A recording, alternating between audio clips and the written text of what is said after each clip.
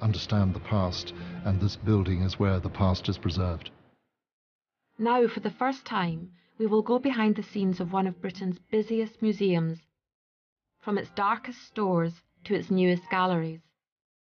We will see how objects are acquired, cared for, and displayed.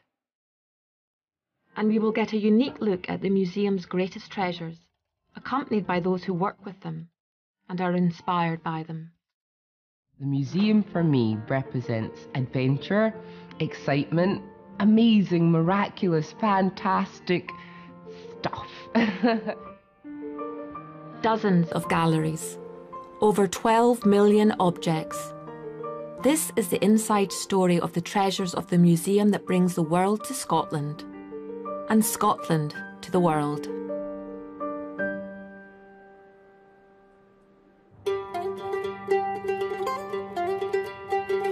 The National Museum of Scotland is the most visited museum in the UK outside London, and one of the most diverse. Well, this museum is unique. No other national museum anywhere else can you see such a huge range of material all in one place. Everything from the natural world to discoveries in science and technology, art and design, and material from cultures across the world, all under one roof. But after a century and a half at the heart of Scotland's cultural life, things were looking frayed. The old building hadn't really been comprehensively redeveloped for many, many decades, probably really since it was first built. Nor did we actually tell some of the stories behind the collections in the way the public want to hear them. The result is an £80 million redevelopment, 10 new galleries with more to come, all full of objects hidden away for decades. We had items that were in store for a century, never seen by the public, so we got many items back on display. And really what we wanted to do was to reimagine the museum for today. Reimagining the museum means taking a closer look at every treasure. And no treasure is too old or too beloved to have its own story re-examined. The Lewis chessmen were hidden in the west coast of Lewis in the 12th century. But these figures are more than just pieces from an ancient board game. They are relics of an empire which stretched from Norway to Greenland and from Ireland to the Western Isles. Writer and broadcaster Muriel Gray used to work in the museum. My entire heart and soul is stitched into this place. I adore every single cell of its being. Recent work by Muriel's former colleague David Caldwell is challenging what we think we know about the chessmen. David, this is so exciting. I obviously have to declare an interest and admit that you and I handled these years ago. Do you remember? I do indeed. For the Medieval Scotland exhibition. It was back in 1982. Just a few years ago, wasn't it? But honestly, my heart... We were very, very young at We were the time. very young, we were very beautiful. My heart is absolutely missing a beat seeing them again this close. This treasure consists of 93 gaming pieces, mostly chess pieces. In their day, they would have been a potent symbol of wealth and taste. When you go back to saga accounts in the Scandinavian world, it's clear that playing games was one of the attributes of greatness. You know, you killed lots of people, you went and you raped and pillaged, you could ski, you could drink other people under the table. But another great attribute was you were good at playing games. But historians have long treated the chessmen's connection with Lewis as accidental, assuming a passing merchant had left them there by mistake. How come something so sophisticated would have been somewhere that we've previously thought of being so bleak? Lewis was somewhere horribly remote and not the sort of place you expected to find treasures. So the conclusion that was immediately jumped to was that they didn't belong in Lewis, that it must be some mistake. David disagrees. He claims Lewis was a much more important place than historians have traditionally believed. Lewis was an important part of a separate Scandinavian kingdom, the Kingdom of the Isles. And one of the main things about the Kingdom of the Isles was it produced warriors in a way that other societies produced sheep and cows. So you're dealing with a warrior aristocracy which had money, with kings who owed allegiance to the kings in Norway, and bishops who owed allegiance to the archbishops based in Trondheim. David believes the chessman may have belonged to one of these wealthy warriors. There was a very important man in the Western world at that time called Angus, who lived in the island of Lewis. Angus is recorded as basically being a Viking. He was one of the leaders of the big Scandinavian invasion fleet in 1263.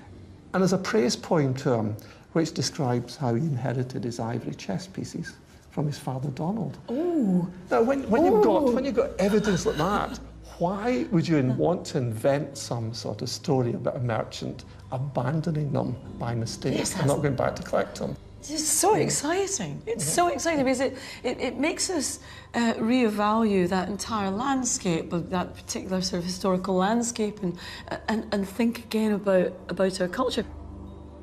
Chess was a game played by important people, initially in India and then the Middle East.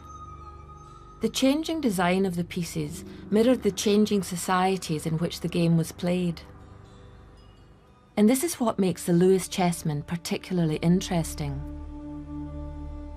What we're seeing here, we're seeing kings, we're seeing queens basically for the first time, and bishops, because in previous versions of the game, you had viziers, you had elephants, you had chariots. And in many ways, that reflects the nature of Scandinavian society. But it's their faces which seem to suggest everyday emotions from boredom to worry to fear that makes the chessmen so appealing to modern eyes. It's why she got all the queens have their heads in their hands. Yeah, it's this sort of right. And I think there is a very good explanation for it, because these are not young, sexy queens. These, I think, are more like queen mothers. These are elder statesmen, and queens like that were very important in Scandinavian society. So it reflects the society of the period. The most fearsome and famous piece is the Berserker. It's the Berserkers that really have captured a lot of public imagination because it's slightly frightening, absolutely unique. Yeah. Now there was a cult in the Scandinavian world of guys who got so psyched up before they went into battle that they were on magic mushrooms or something like that, and they were so psyched up that they had to bite their shields to hold themselves back. It's been over 800 years since the chessmen arrived on Lewis. But only now are we starting to really question their meaning and how they fit into Scottish and European history. I mean, these are enigmas, tiny, beautifully carved little enigmas, and it might take generations before we find out the truth of their origin and their maker. It's thrilling. We were able to ask questions of them a few years ago. We've come up with suggestions. Our suggestions may not last forever, but at least I hope we've started a process where other people will come along and ask more questions. And asking questions about the objects on display is what museum staff do every day. The Hilton of Cadboll Stone is a 9th century Pictish monument. It may be one of the finest early Christian artworks in Scotland. The key is this figure, leading a hunt. Is it a princess? Or is this Jesus bringing a new religion to the people?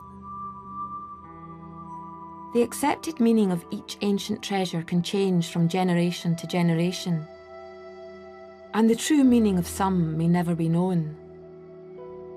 Like the Balahulish figure. Is she a goddess protecting routes to the sea, or a symbol of fertility? We do know this figure is 2,500 years old, making it one of the earliest depictions of human life in Scotland. But many objects in the collection are much older than Scotland, and some pose big questions about life on Earth itself. One of the reasons why meteorites are so interesting is that they can tell us a lot about our own planet that we can't see ourselves. The meteorites that we generally see on Earth are all derived from the asteroid belt which exists between Mars and Jupiter. They do eventually collide with other asteroids, and that causes them to fly off out of the belt and, if you like, into the main part of the solar system. This meteorite travelled nearly 200 million kilometres to reach here. Now, this meteorite fell in December of 1917 and was spread across an area roughly in the vicinity of Blairgowrie and Cooper Angus. The piece we have here has become famous for being the one that fell through the roof of a house. The Strathmore meteorite bears the scars from its journey through space. On this surface, you can see it's actually relatively smooth and black. But whereas on this surface, it's actually a little bit rougher. What happens is that as the meteorite comes in and heats up, weak spots on the surface will be flicked off, if you like, by the heat. And these will form these little dimples, or sometimes they're called thumbprints. Because of their age, meteorites represent a snapshot of the early solar system before planets like our own were formed. By examining meteorites, we can actually tell a lot about not just the meteorites themselves, but a bit about Earth too. So they are very much more like primitive material that the early solar system would have formed from, but was unable to develop into a full-scale planet like the Earth. So in a sense, we were dealing with really pristine, original solar system material. The museum also holds a younger meteorite, a mere 1.3 billion years old. This meteorite is one of the first confirmed visitors to Earth from Mars. This particular meteorite fell in 1911. It was reputed to have hit a dog, and it fell in Nakla, which is in the Nile Delta, and the dog was supposed, according to local tale, to have been instantly vaporised. The destructive potential of meteorites is well known, but some scientists believe meteorites may have been responsible for bringing the building blocks of life itself to Earth billions of years ago. There's certainly a classification of meteorite called carbonaceous chondrites, and as the name suggests, it contains quite high content of organic material, carbon-based material. The life on Earth may have been sparked by this incoming mass of organic material from space, providing, if you like, the building blocks for life, not just the Earth, but for life. How life on Earth began is one big question. How life flourished here is another. The Natural Sciences Department is one of the most research-intensive parts of the museum. It's their job to ask and answer these big questions. These collections, they are the world's natural heritage. This is it here. If you want to start to find out things about the past life, about environmental change over periods of time, you have to look at these collections. The animals known as Lizzie and Ribble were born and died millions of years apart. They represent one of the greatest mysteries in evolution.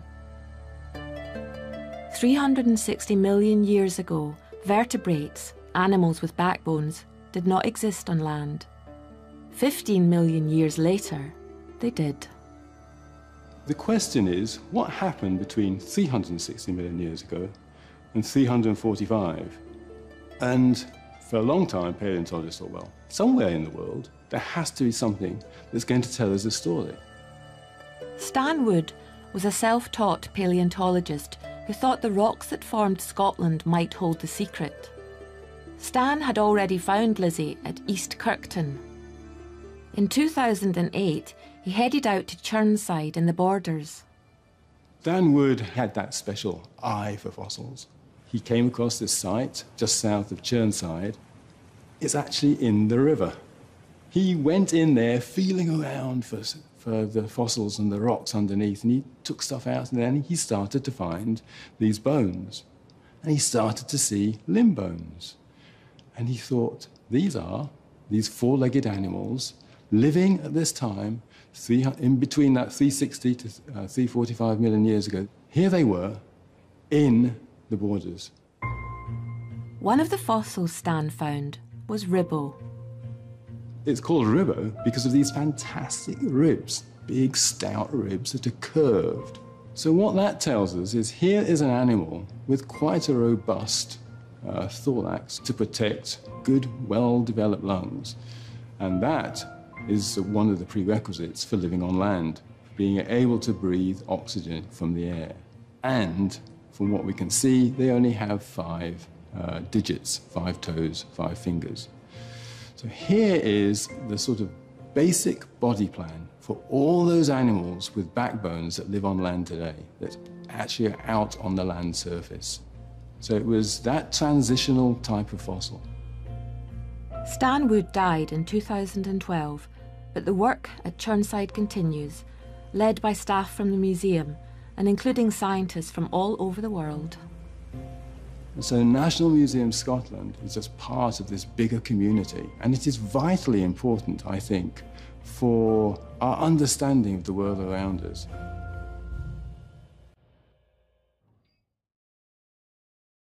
At the museum, a lot of work goes into understanding the world around us. And much of that work takes place here at the National Collection Centre in Granton. This is where over 99% of the museum's 12 million objects are stored, studied, conserved and repaired. Granton is the beating heart of the museum's vast and largely unseen collection.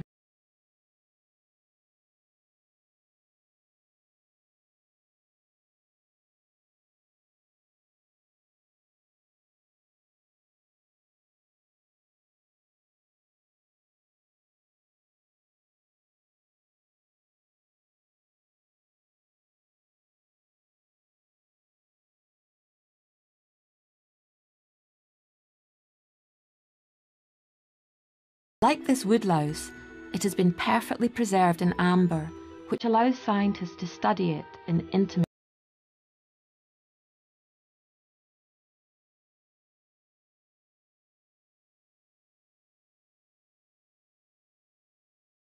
Scientists have just classified it as a new species. Granton holds dozens of important specimens like this, known as types. When scientists are describing new species, they must refer back to the type specimen, making access to these critical to international research. Type material is the property of science. Normally a museum that holds type material has to publish its type holdings and make them available to any scientist who wants access to them. Some of these remarkable bird specimens are hundreds of years old, but all are made available to researchers.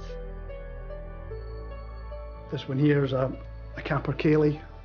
Because of the age of them, collected in the 1820s, they're all a bit more fragile than the skins in the main collection, so they're generally kept separate.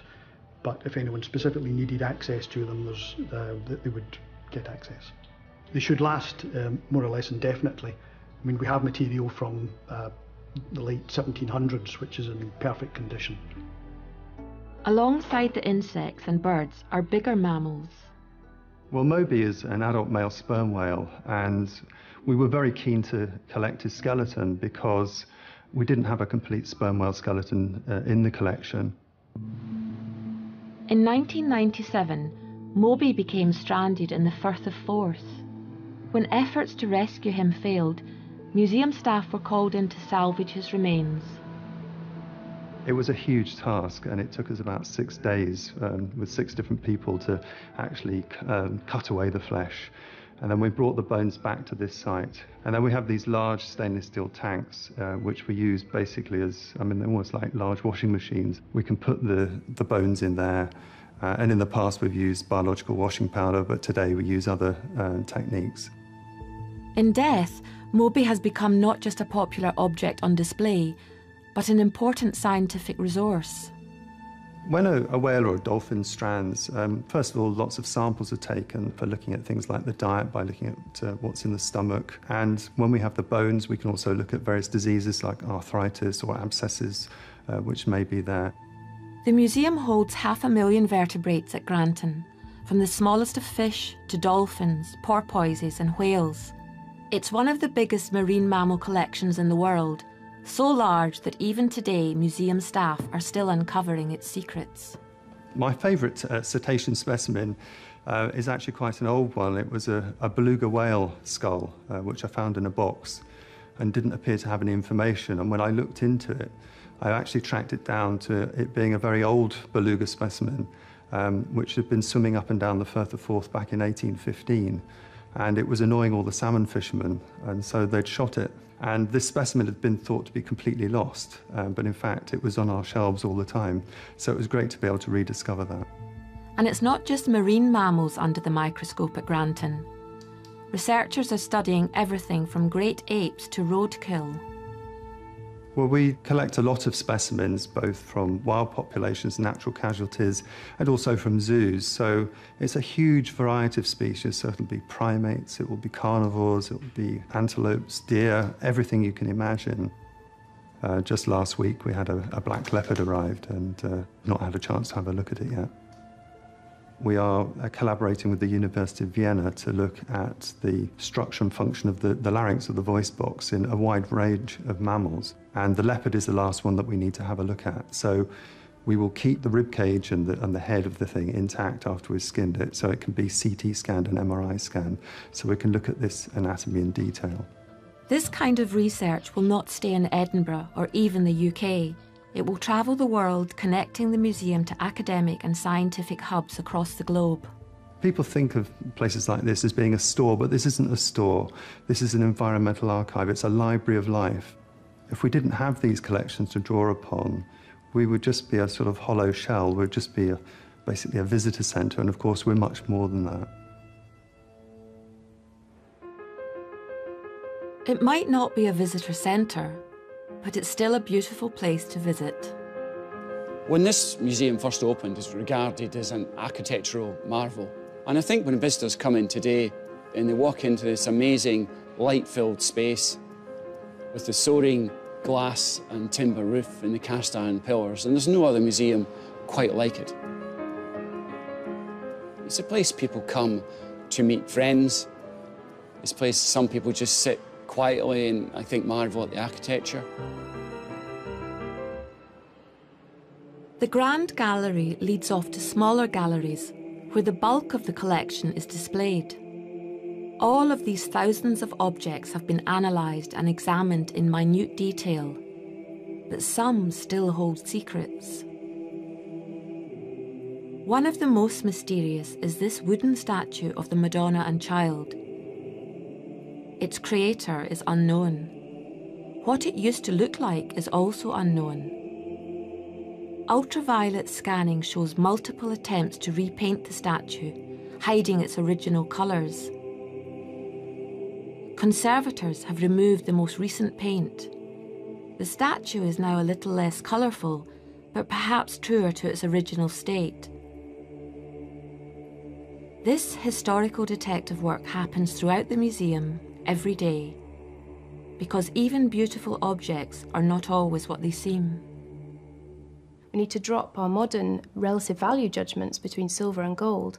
In some places in Anglo-Saxon England, gold is used to show how important you are, but in Scotland, silver is occupying that role. Alice Blackwell is cataloguing 3 hoards of silver used in different parts of Scotland in the first millennium. They include exquisite cups, plates and other tableware. They were all brought to Scotland by the same people. Silver arrives in Scotland through contact with Rome. We don't really have any evidence for the use of silver before that. And the Romans really created a desire for silver. It pretty rapidly became the main way in which you show how important you are. The largest hoard was found at Traprain Law, an Iron Age hill fort on the Empire's northern frontier. A lot of the objects in the hoard are really large, impressive pieces of silver tableware, the sorts of things that were used to show how important you were at symbolic big feasting. They're also given as gifts to high-ranking officials. Much of this beautiful silver has been violently hacked into small pieces, but it wasn't the people at Traprain Law who destroyed it.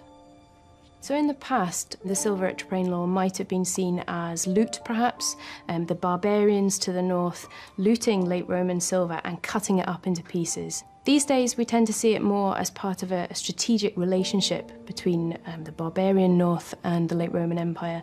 The empire is buying off people. It's learned that that's an effective way of helping guard its frontiers. The Romans hacked up their own silver and turned it into currency to bribe and barter with their northern neighbours. It's part of a way of managing silver resources. So hacking becomes increasingly important as the Roman Empire moves towards its end. But this silver had a life beyond currency. At sites across Scotland, Alice and her colleagues are seeing Roman silver being recycled into the first recognisably Scottish silver objects. This is a Pictish silver chain. It's unique to Scotland, this sort of object. This example is made from solid silver and weighs almost 3 kilograms, so it shows both the amount of silver that was available sometime between the 5th to 7th centuries AD, but it also shows the importance attached to silver. This is an object that shouts of the person's status and power. These silver hoards are more than just beautiful metal. They tell the story of the end of an empire and the growth of something resembling Scotland. So silver's so important because it's the most significant material used in Scotland. So therefore it underpins the emergence of increasingly small elite groups that changed the social structure from an Iron Age structure through to the first kingdoms of early medieval Scotland. In a way, silver underpins the creation of the forerunner of Scotland.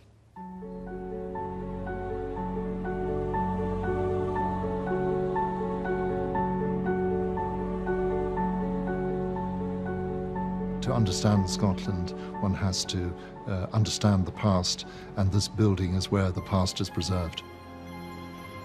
Author Alexander McCall Smith has many loves, among them Scotland and music. He has come to the museum to see one of the most intriguing objects from Scotland's past, the Queen Mary harp. This harp, or clarsach, is one of the rarest musical instruments in the world. And today, only modern replicas like this one can be played.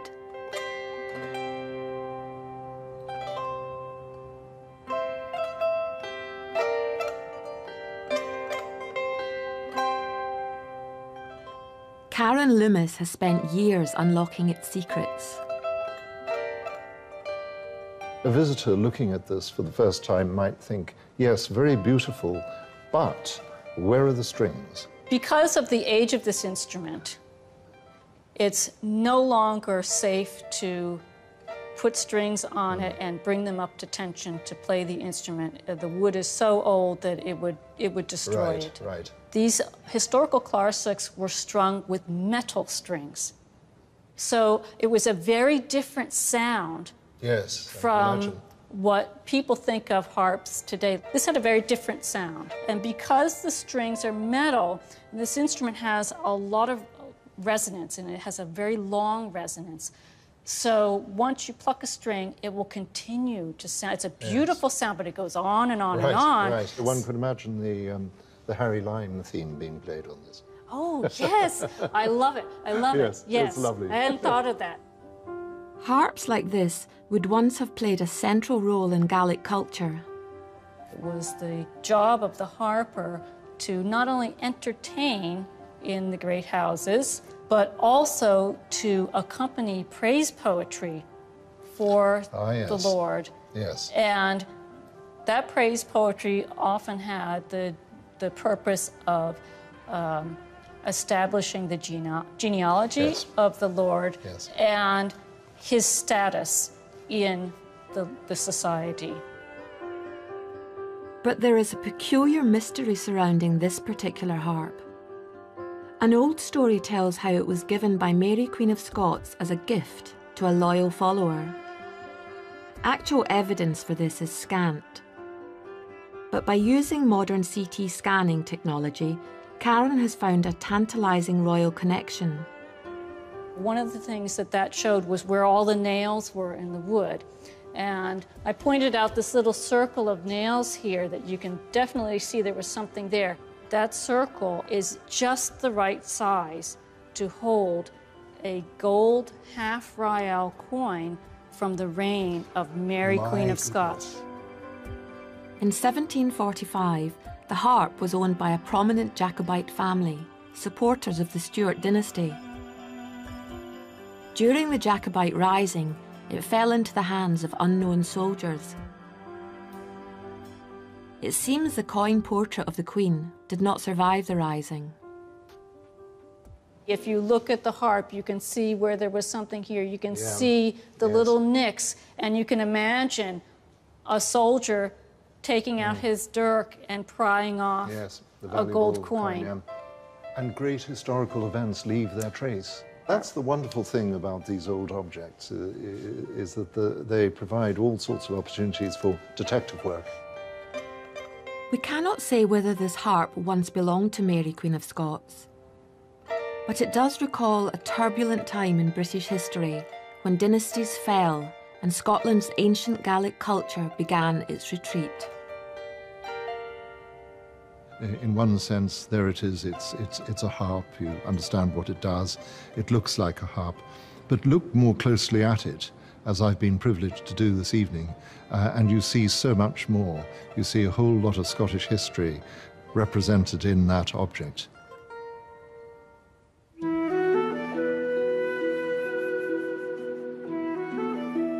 While detective work goes on in the background, major exhibitions are a popular way of attracting new visitors.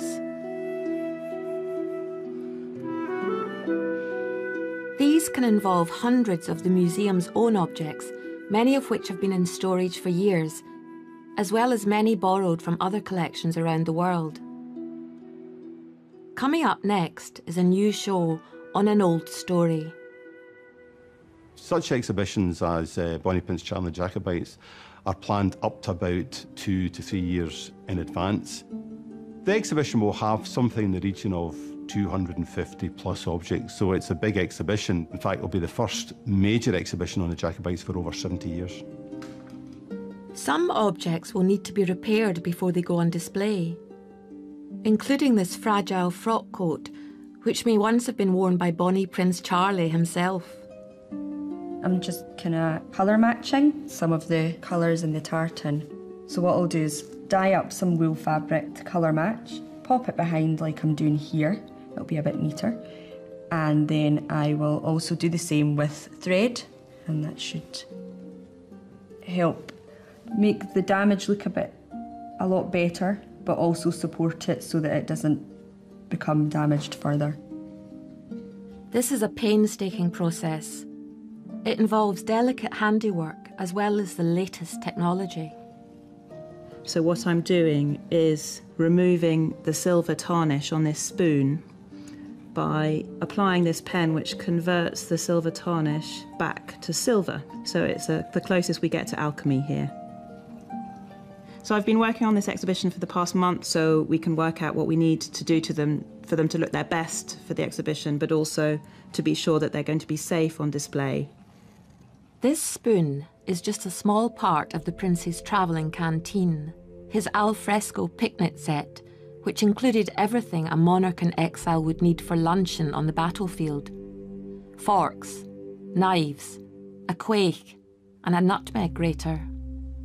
The canteen is dripping with iconography, and it's a very strong statement.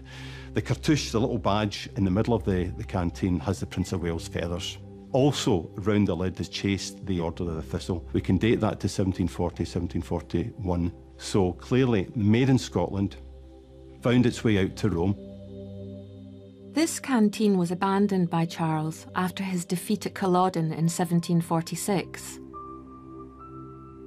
In the collection are other objects lost that day. The targe is part of the accoutrement of a Highland warrior. It's the round shield. It's boards of wood and with these wonderful, highly decorated silver mounts, and of course the very striking Medusa's head or Gorgonia on the very centre. The Prince's backsword was also abandoned on the battlefield. Alongside the targe and canteen, it act as a poignant reminder of his defeat. They were, we must remember, I would say, gifts fit for a prince. These were objects that were made in Scotland and then were sent out to the exiled Jacobite court in Rome as symbols and expressions of loyalty from supporters back here in Scotland. And that's what makes them very special indeed. Bonnie Prince Charlie remains an iconic figure. David knows whatever objects end up on display, public interest in the story he tells will be intense.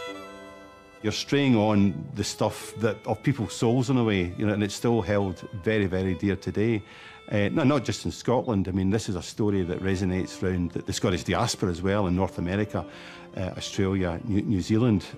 So it's very much a shared story, and one that we have to deal with sensitively, but not shy away from controversy if need be. If the truth sometimes jars with what people's romantic notion is, I'm afraid we have to tell the truth. Before the Jacobites comes an exhibition on ancient Egypt, the prelude to the opening of a new permanent gallery. Our collection has over 6,000 Egyptian objects in it, and we have 11 individuals, mummified or skeletal, who are in the collection, as well as dozens of coffins. This collection includes the work of the pioneering but little-known Scottish archaeologist Alexander Henry Rhind. Rhind first went to Egypt on behalf of the Museum of Antiquities, and he immediately fell in love with the ancient civilization he saw all around him.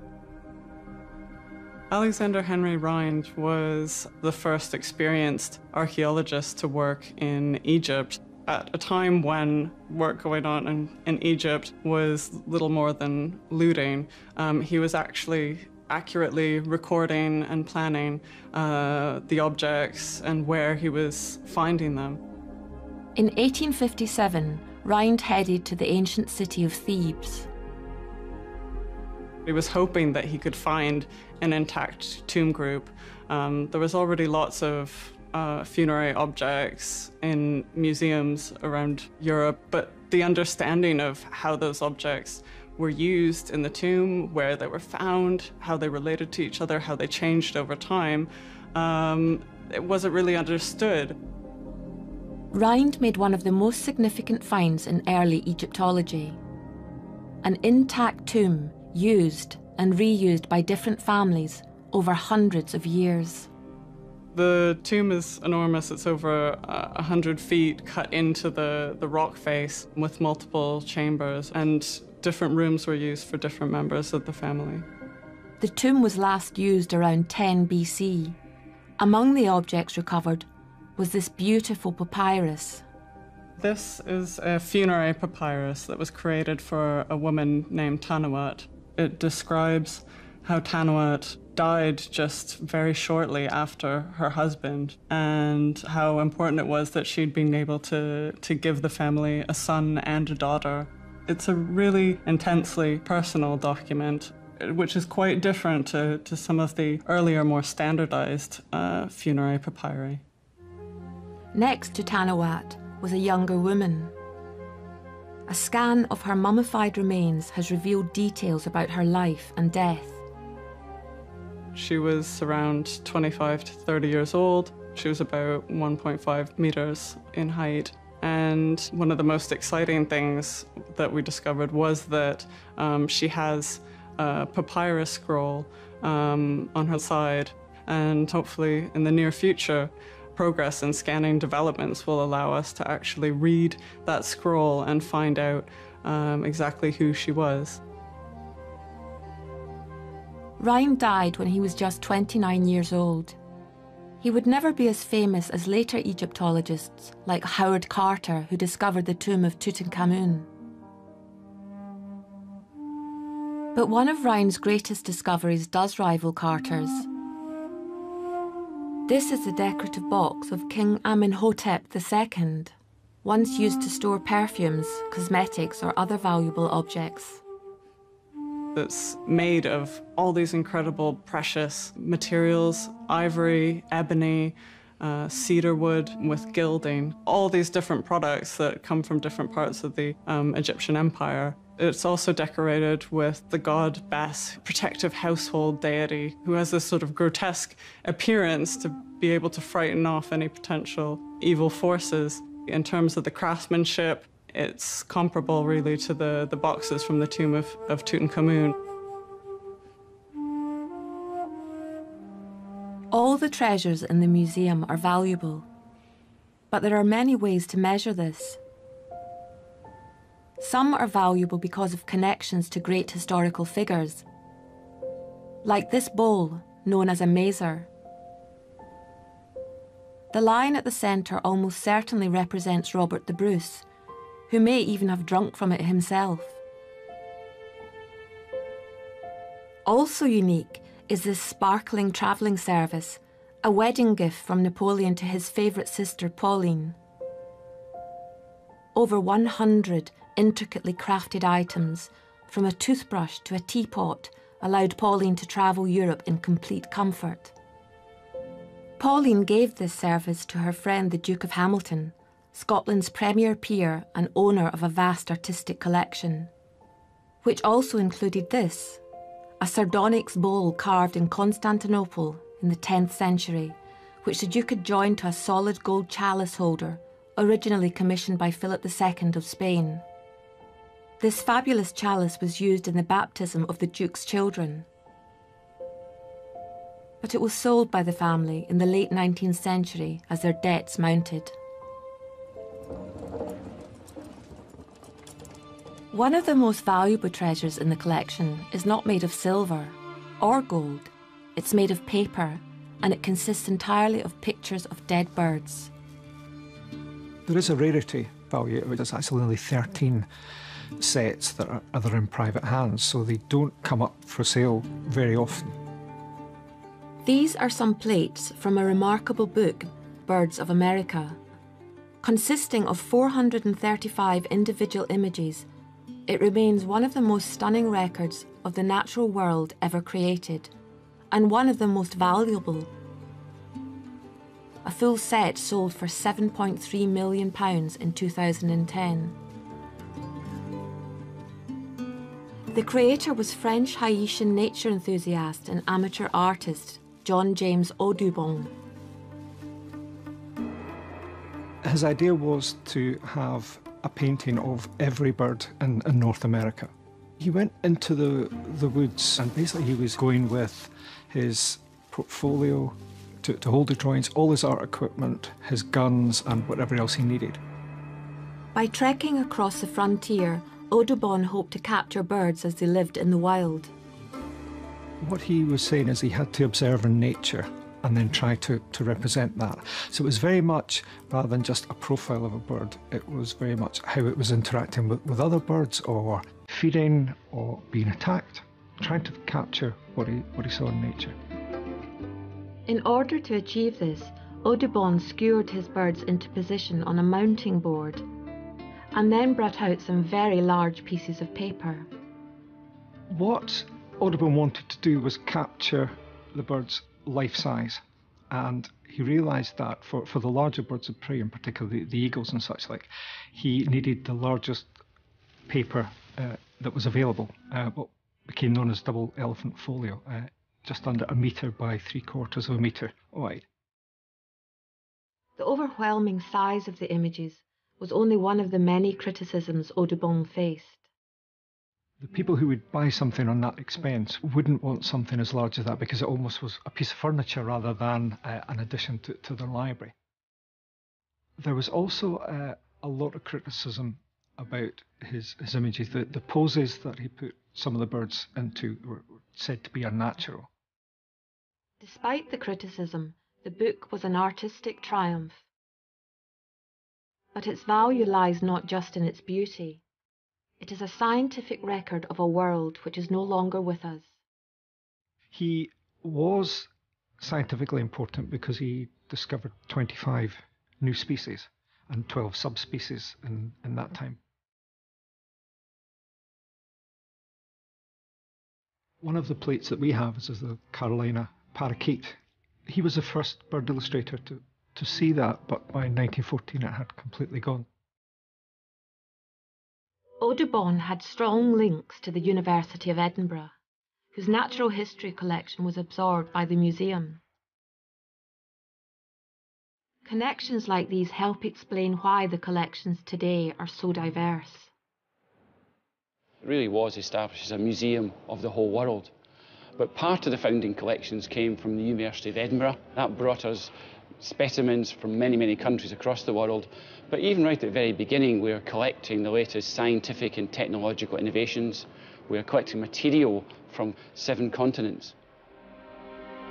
Connections to famous Scots who travelled these 7 continents has also bolstered the collection. David Livingstone sent this loom to George Wilson, the first director of the museum and an old school friend. It was used by the Manganja people who lived in modern-day Malawi. Livingstone recognised the economic importance of cotton to the people of southern Africa.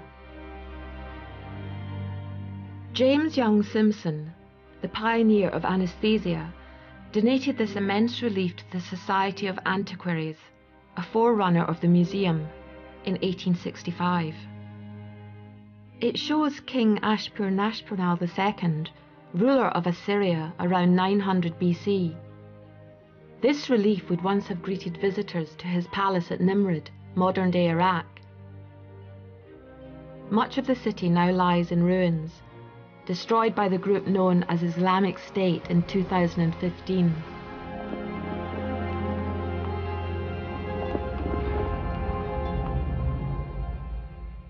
Today, museums can't rely solely on generous individuals. And collecting isn't just about the past, it's an ongoing endeavour. Museums represent the present for the future, because when we walk into the National Museums of Scotland, we see Victorian buildings, and so we associate it with something that was before us. But when they built them as kind of messages to the future, and so that's what we continue to do. Henrietta Leachy is keeper of world cultures. Her department is constantly acquiring modern objects from all over the world. We're developing new galleries in 2018 on China, Japan and Korea, so we started collecting contemporary Chinese art. We have a specialist in the department who works on contemporary Iranian art and also the history of this institution in relationship to Iranian art. Henrietta's own speciality emphasises the reach of the museum's collections. She collects contemporary jewellery from the American Southwest. Collecting is a learnt skill. I've been going to the Southwest for 20 years. I volunteered at something called Indian Market. Indian Market is the largest gathering of contemporary native art in the whole of the USA. Lots of collectors go, lots of museums go. So you not only understand what people are making, you're also understanding what people are buying, where the field is moving, who's coming up with new iterations. Henrietta's job is to work out which pieces can best represent an important artist or a culture. It can be an expression of traditional life, traditional sensibility, traditional practice, something that's gone on for hundreds of years, or it can be a very contemporary snapshot of how, for example, native North Americans feel about their universe at that time. And both of those things are valid. It's not truth, it's about your feeling at that moment about that world through objects. In her own acquisitions, Henrietta can see the contemporary story of a whole people. The thing about Southwestern jewellery is it does record the history of that area very clearly.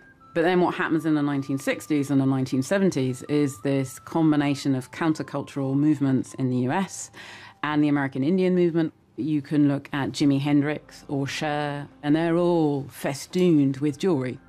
It's this interweaving of artistic expression, traditional wealth, and modern culture, so that you can see through the jewellery that, in a sense, Native Americans have always been both traditional and modern. And that marriage of traditional and modern defines the museum today. It just catapults you back to that time when you were young and you were a kid and you went in there with your family and your friends and you were like, okay, how can I get locked in here without anyone finding out that I am here? Eunice Olamide grew up in Westerhales, Edinburgh. She is a model and designer and has come to see the collected works of Jean Muir, a former patron of the museum and a designer once hailed as the British Chanel. The collection includes around 18,000 objects, from rough sketches to beautiful complete garments. The first thing I've got to show you today is a really classic Jean Muir signature piece. She's really famous for the kind of little black dress, little navy dress. Wow. She's taken into account the female figure. She really did design to flatter the female form, but she wanted things to move with the body. She really is interested in dance, and everything for that reason has that real sense of movement. I love it when you get these pieces that just look so simple, and then when you put them on... That's the thing about her entirely. Everything's actually very technically complex, but looks so simple. Jean Muir regarded herself as a dressmaker rather than a fashion designer. Her clothes were simple, comfortable, and effortlessly stylish. Her genius lay in her ability to work with a huge variety of fabrics, whilst moulding them all to her own recognisable style. I love the way that the skirt kind of flails out. I can almost imagine what it'd be like, you know, just walking down the street, the fabric kind of moving in the wind and so on. I think it would feel amazing to wear. Yeah. I think so too. Muir trained as a lawyer before landing a job in the stockroom of the department store Liberty. Imaginative and creative, but also disciplined and steely, she worked her way up, becoming by the 1960s one of the most respected designers in the world. The flowing, sensuous cut of her clothes won her a loyal following. Joanna Lumley was a house model for her, for example, and still, as a fan of Jean Muir, they say her designs are timeless, and they actually are beyond fashion. But there was more to Jean Muir than dark tones and little black dresses. The museum houses numerous pieces which embrace bright colours, but which all showcase her love of fabric and distinctive approach to form and shape. So this is a jacket This then? is a jacket made from handmade felt. And it's quite multicoloured, actually. Yeah. It's really painterly, though. You know, it's almost like someone's taken a brush. And that she did that a lot with her wool. And she called it painting in cashmere, because cashmere takes colour so well. So I suppose what that shows then is that, again, the tailoring, the craftsmanship of the piece is so integral to the work. Otherwise, it just wouldn't sit right, would it? No, and I mean, to get wool felt to behave as well, I mean, that's really tricky. So it's quite a tough fabric. Dense, yeah. Whatever fabric she was working with, Muir was able to stay true to her principles of creating comfortable, feminine clothes. And I just love this piece because she's got this drape to it, as if it were a textile. Yeah. But actually, it is quite a substantial piece of, you know, animal skin. And yet it's really feminine, it's flowing. But then with the change in fabric, it just becomes completely extraordinary. Yeah. The museum also holds jewellery designed by Jean Muir. Together with 400 finished garments, including some of her own personal clothing, it's the most complete record of this extraordinary designer. Wow. Okay, so basically, if this entire drawer went missing, no one would notice. I would notice. The new art and design galleries tell the story of style from the 13th century up to today. And the new science and technology galleries show how we have created the modern world. From the laboratory equipment used by Joseph Black, who discovered carbon dioxide, to the eye limb, the first commercially available prosthetic hand with 5 individually powered digits. And from the Apple I computer, one of only 200 ever built, to Dolly, the first mammal to be cloned from an adult cell. And then there's this, a machine designed to unlock the secrets of the universe itself. The universe is made up of matter, of stuff. And what we understand is that matter is made up of molecules and that's made up of atoms. But by looking at really tiny stuff, we can actually understand the huge picture of the universe that we live in. Uncovering the secrets of the universe is the job of scientists at CERN, one of the biggest scientific projects ever undertaken. And this machine was right in the middle of it. So the Large Electron Positron Collider, or LEP, we called it, was a collider that ran at CERN through the 1990s. But this thing was absolutely enormous. It's 27 kilometers, about 17 miles all the way around. It was in a tunnel 100 meters underground under the French-Swiss border. Inside that, right in the center, we had these electrons and these anti-electrons going around and basically smashed them together. 128 of these accelerators were stationed in the tunnel. The aim was to find ever smaller particles. The LEP was a success, yes, but it was also not a success, so it didn't find anything new. What it did, though, was make very precise measurements of the stuff we already know about. And because of that, we ripped out LEP and we put in the Large Hadron Collider, which is now colliding at CERN, and that found the Higgs boson. The work at CERN is the building blocks of modern science. Research and data which will affect everything from healthcare to communications for generations to come. I think it's really important that the public gets a chance to see the work that we do at CERN and the scientific work that goes on in general, because in some sense they help fund that work through tax contributions, but also we don't do the work just for ourselves. We do the work because eventually there will be some benefit to humanity. 150 years after this building opened, the challenges remain the same: to make the history of the world available, accessible and comprehensible to anyone who walks in off the street. This museum's never been static. It's always been in a state of flux, a state of change, and that's bound to be the case over the coming century and a half. But certainly I'm sure that this building itself and this wonderful architecture will be at the heart of the museum for many, many decades to come. We have never needed museums more, I think. You can see today, this museum is packed to the gunnels with people wanting to have a relationship with the things that are in front of them. It's a thrill. It never